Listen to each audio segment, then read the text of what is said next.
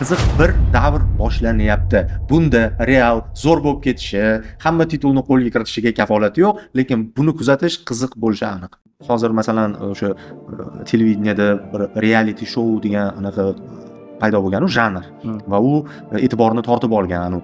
Turkum ko'rsatuvlarga nisbatan anaqa ko'rilishlar soni yuqori bo'lgan, reytingi yuqori bo'lgan. O'sha bitta uy ichiga kirib olib, ma'lum bir guruh odamlar qanaqa muloqot qiladi, har kungi bir yumushi, ovqat qiladi, gaplashib o'tiradi, urushadi, talashadi.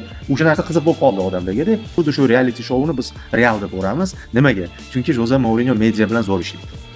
U sekin mana shu chiroyli ssenariy asosida hozir deyarli sochilib ketgan jamoani yaxlit bir jangovar kollektivga aylantirish jarayonini ommaga olib chiqadi va buni matbuot anjumanlarida o'zi chiroyli qilib sharhlab beradi. Realni shu tomonlama kuzatish qiziq bo'ladi. Natijalar o'z yo'liga. Hatto ko'rasizlar, El Clasico'larda sekin cho'q tashab qo'yadi, ozgina yondirishga harakat qiladi, ozgina o'sha MMA jangchilari singari ong ostiga singib borib, uni psixologiyasini, ya'ni Flick germaniyalik uncha unaqa ruhiy zarbalar Yamalga hujum qilishi mumkin. Bardosh beradi-yu, lekin harakat qilib ko'radi. Ya'ni qiziq bir davr boshlanyapti. Bunda Real zo'r bo'lib ketishi, hamma titulni qo'lga kiritishiga kafolati yo'q, lekin buni kuzatish qiziq bo'lishi aniq.